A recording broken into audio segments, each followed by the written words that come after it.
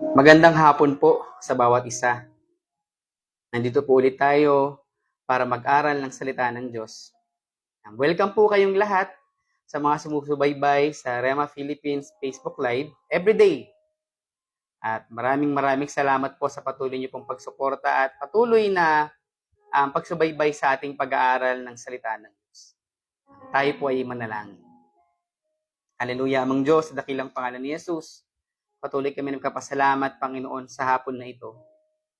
Sa patuloy na paggabay mo sa amin. Salamat, O Diyos, dahil alam namin, Panginoon, sa mga pinag-aaralan namin ay may itinuturo ka upang mangyari ang perpektong plano at kalooban mo sa aming mga buhay. Ngayon, Panginoon, nagpapasalamat kami sa katagumpayan ng Bible study na ito. O Diyos, imulat mo ang aming mga isipan at mga puso, makita na mga eyes of faith namin kung ano yung gusto mong ituro sa amin sa hapon na ito. Hiling namin naman katagumpayan sa pangalan ni Jesus. Amen. Ang pinag-aaralan po natin itong mga nakarang linggo, ang patungkol po sa mga huling araw, ano ba yung mga ginagawa ng mga tao na sign ito na malapit ng dumating ang Panginoon kasi nga nasa last days na tayo. Siguro ang dami na nating nakikita sa television, nababalitaan, sa social media, ang dami natin nakikita ng mga pangyayari sa mundo. At sa totoo lang po, halos lahat po yan ay warning ng Diyos sa atin. Dahil nga po, ang Diyos po ay malapit nang bumalik dahil nga tayo po ay nasa mga huling araw na. Kagaya po na sa caption po natin na are we in the last days? Ngayon, patanong po yan, sinasabing nasa last days na nga ba tayo? Ngayon, kung ang mga tao ay walang idea patungkol sa last days, ngayon pinag-aaralan natin, ano ba yung po pwedeng maging senyales? Ano ba yung po pwedeng ginagawa ng mga tao para masabi natin na tayo nga ay nasa last days na? Ano ba yung pwede natin maging basis na nasa last days na nga tayo? Ngayon, sa number 1 po, increased false teaching. Makapagbukasan po tayo dito po sa 2 Timothy chapter 4, verses 1 hanggang 4. Ngayon po mga kapatid, dito po sa ating pag-aaralan, basahin ko po muna dito po sa verse 1. Sa harap ng Diyos at ni Kristo Jesus, nahahatol sa buhay ng mga tao at sa mga patay, alang-alang sa kanyang pagdating bilang hari, inaatasan kita. No? Ang very specific ang Panginoong Jesus na nagsasabing ikaw na lingkod ng Diyos ay inaatasan ko. Kaya kung meron po tayong katabi dyan, sabihin nga rin sa mga katabi natin, kapatid, inaatasan tayo ng Panginoon. Ituloy ko po, sabi niya, anong iniaatas ng Diyos sa atin? Anong sinasabi ng Diyos na gawin natin? Sabi niya dito, ipangaral mo ang salita ng Diyos, pagsikapan mong gawin niya na papanahon man, o hindi.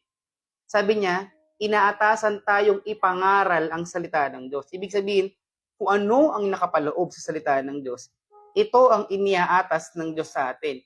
Hindi taliwas. No? Sabi nga sa number 1, increased false teachings.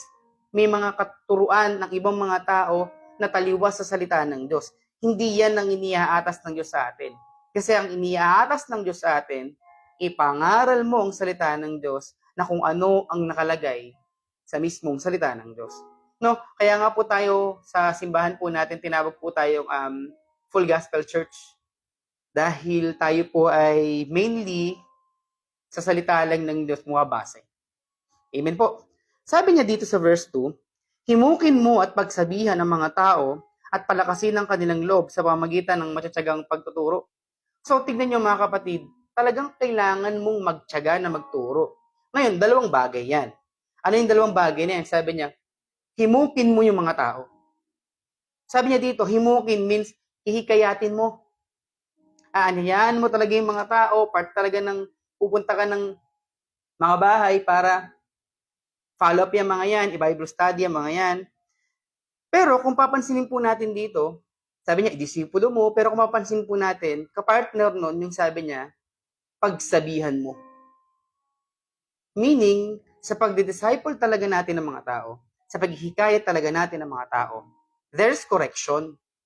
Part talaga sa paglilingkod po natin ang correction. Hindi pwedeng walang pagsasabi. Hindi pwedeng puro hikayat lang. Kailangan pag dumating yung time na na-invite na natin yun sa church, nakikita natin na merong silang ginagawa na taliwas sa salita ng Diyos, kailangan pagsabihan natin yan.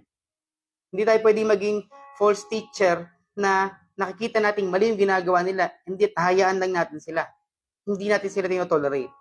Ano po? Sabi niya dito, ang salita po ng Diyos ay magkabilang talim.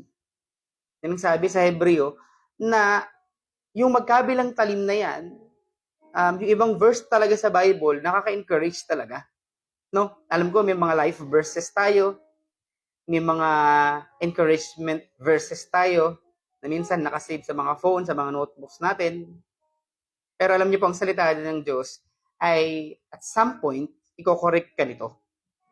Naalala ko po yung sinasabi ni Pastor Boy kapag end of the year po ng fasting natin. Sabi niya, sasagutin ng Diyos yung tanong mo, magpapasulat ng tanong, sasagutin ng Diyos yung tanong mo, pero at the same time, habang nag-fasting ka, nandun yung i-correct ka pa din ng Panginoon. So, may correction din dapat. Ano po? Itinuturo sa mga tao ang correction dahil ang Diyos po ay nagtuturo din sa atin na kailangan maging humble lang tayo. Kapag dumating yung panahon na kinokorek ka, kailangan maging mababa ka lang. Ano po? So, hindi pwedeng sa isang simbahan, hindi magtuturo ng humbleness and correction. Kailangan balance yan, mga kapatid. Sabi nga po dito sa pinag-aaralan po natin, pastors twisting scripture to fit culture. So, yung ibang mga pastor na nagtuturo o ibang mga tagapagturo ay tinutwist nila yung kung ano yung nakalagay sa salita ng Diyos para mag-fit sa kung ano yung kultura ng mundo. No? May mga tagapagturo na nagsasabing ito kasi yung uso. Kaya kailangan ito yung ituro ko.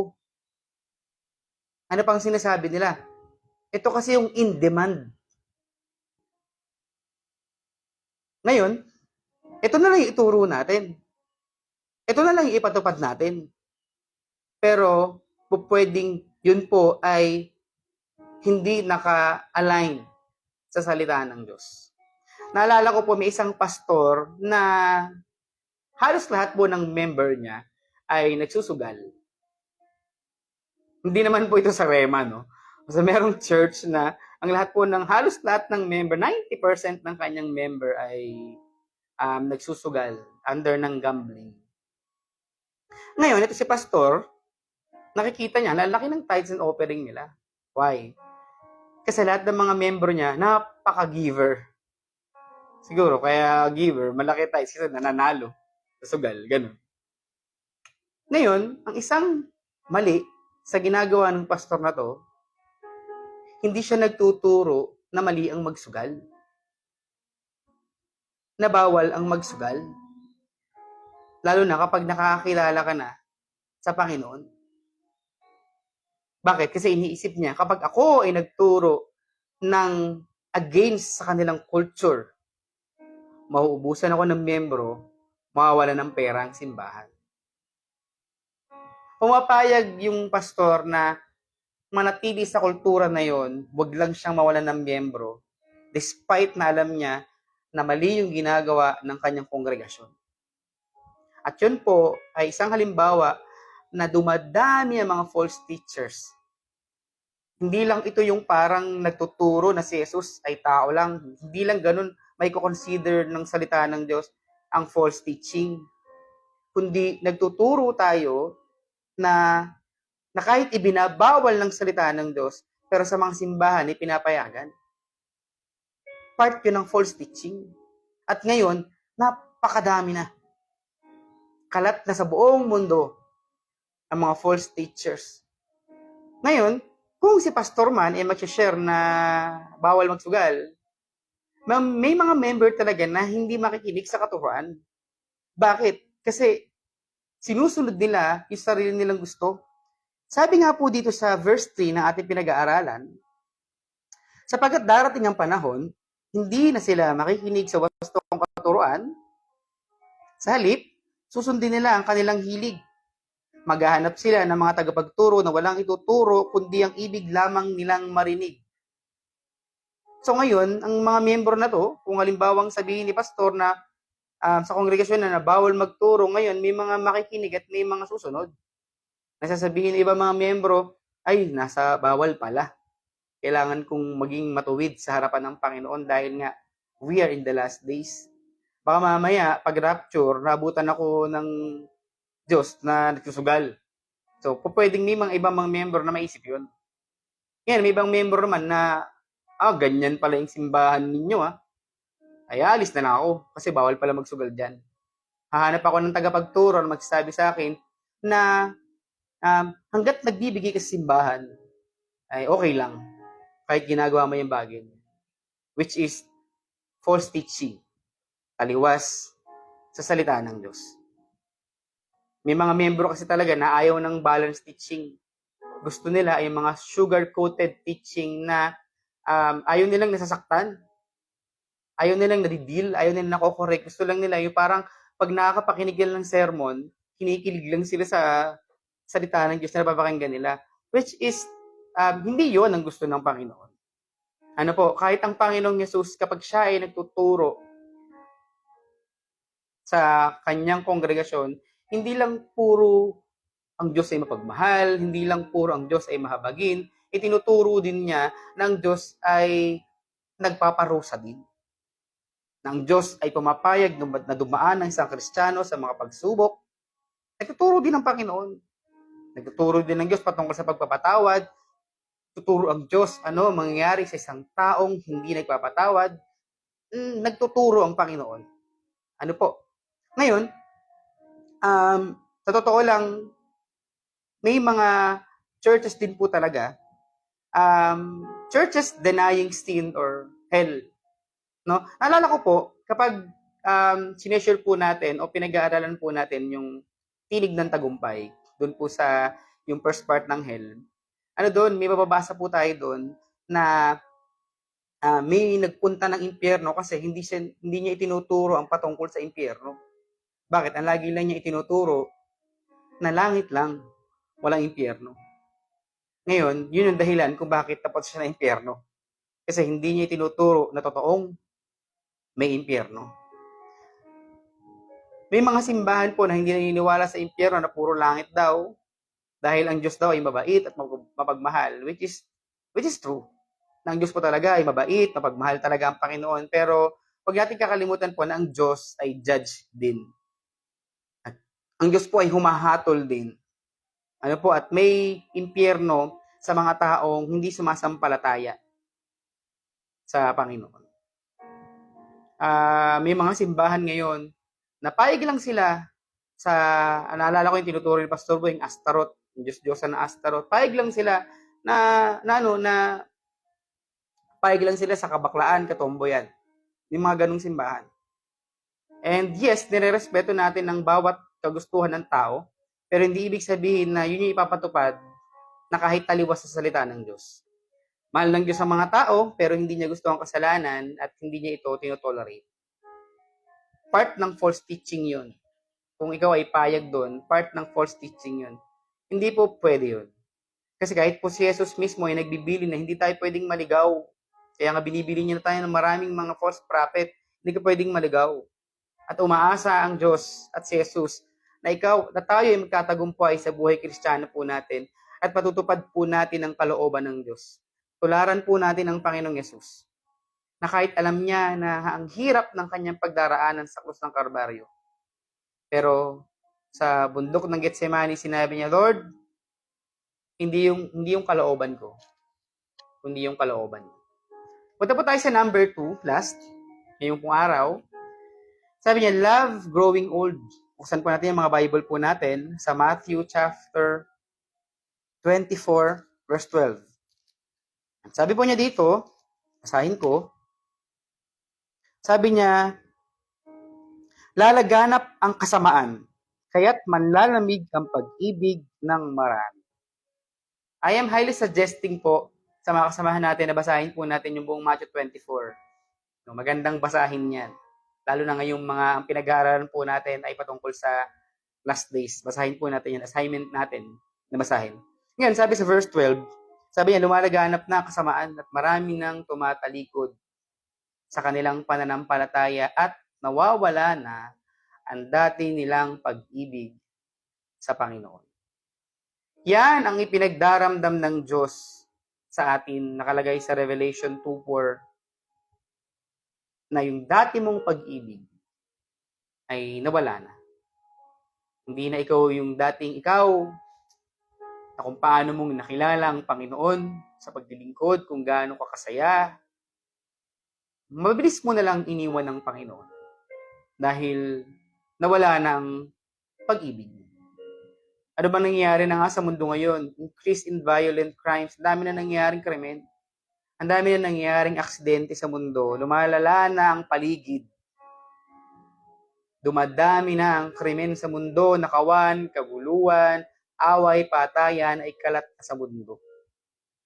Ipapatunay lang yan na tayo po ay nasa mga huling araw na. Pero hindi pa ito yung wakas. May mas malala pang pwedeng mangyari. Malapit nang dumating ang ating Panginoon. Yung mga tao po sa impyerno, gusto nila na mabigyan pa sila ng one last chance para maligtas. Pero ang mga tao sa mundo ngayong mga tao, they are wasting many chances sa pagsasabing wala akong panahon sa Diyos. Nasasabi nila ito, bakit? Kasi hindi naman ganun kalaki yung pag-ibig nila sa Diyos. Hindi ganun kalaki yung pagmamahal nila sa gawain ng Panginoon. Sabi nga po ni Kenneth Copeland sa isang aklat niya, sabi niya, sa isang taong naglilingkod, sabi niya, if you really did not know the real value of ministry, it's just easy for you to walk away and go home. Madali lang para sa yung iwan ng gawain. Kasi hindi mo alam yung halaga nung ministering ipinagkatiwala sa iyo ng Panginoon. Ngayon, dahilan dyan, nawawala na ang pag-ibig. Yung pagmamahal, tumatanda. Ibig sabihin, bumababa yung level ng pag-ibig sa Panginoon. May mga lingkod na tumalikod na kasi hindi man lang nila nalasap ang sarap ng buhay na mayroong Diyos. Naalala ko nga yung isang nabasa ko nga yung sabi niya, ang isang nakakalungkot na ang tagal mo na sa Panginoon, pero hindi mo pa alam yung kalooban ng Diyos. Ngayon, aalis sa paglilingkod kasi pakiramdam nila na parang walang nangyari sa paglilingkod nila. Kaya anong gagawin? Aalis na lang.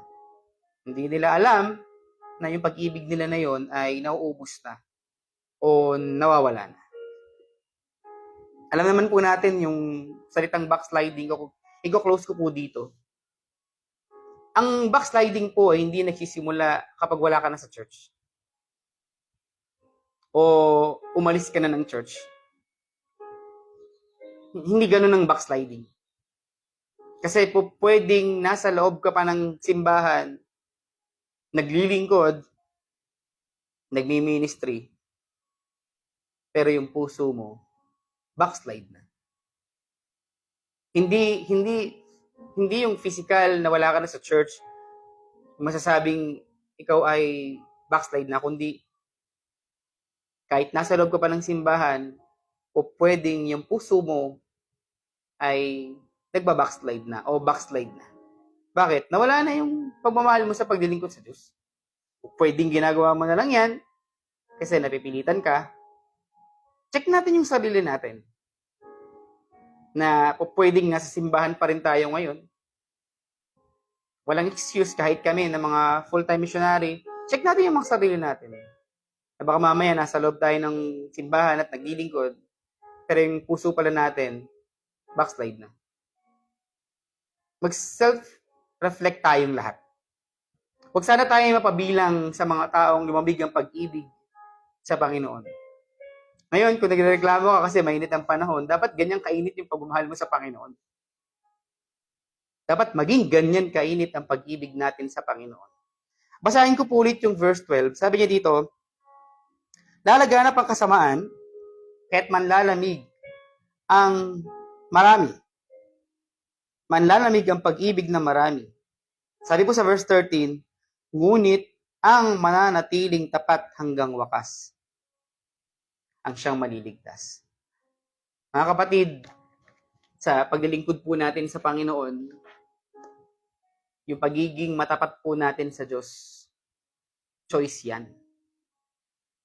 Kasi ang pagiging matapat po ay choice mo. Nakadepende sa desisyon mo kung ikaw ay magiging matapat o hindi. Choice mo kung magpapatuloy ka sa Panginoon o hindi. Choice mo kung lalalim ang pagmamahal mo sa Panginoon o hindi. Choice mo yan. At ang sabi ng salita ng Diyos, sa bawat choice natin, may consequence. Sa bawat choice din natin, may good results. Sa bawat choice natin, may consequence. Ngayon, saan titimbang yung choice mo, yung decision mo? No, kung nandun ka sa side ng yung maglilingkod ka, magiging matapat ka, o decision mo yun, mga kapatid. Sabi nga, ano ba yung right choose? They're choosing the right. Parang pinipili nila yung mabuti, yung tama at matuwid. Kaya mga kapatid, ngayon, ang dami na nangyayari sa mundo, dahil nga nasa last days na tayo, ang isang gusto po naming i-encourage sa lahat, nawa po tayo ay maabutan ng Panginoon na naglilingkod sa Kanya. Ilan po yung gusto ko ibahagi po sa ating lahat, pagpalain po tayo ng Panginoon, manalangin tayo. Hallelujah, Mang Diyos, sa dakilang pangalan ni Jesus. Maraming salamat sa hapon na ito, sa pagtuturo mo sa amin. Dalangin namin, Lord, na ang mga pag-aaralan pa namin sa mga susunod na araw ay magsilbing paalala sa amin. Nalalapit na ang iyong pagbabalik. Nalalapit na, Panginoon. Kaya nandito kami, Panginoon, nakahanda at naghihintay sa iyong pagbabalik. Nawa kami maabutan mo na naglilingkod sa iyo, O Diyos. Salamat sa iyong pag-ibig at presensya sa hapon na ito, sa anointing. Kung aming dalangin sa pangalan ni Jesus. Amen and amen. So, ingat po tayo mga kapatid.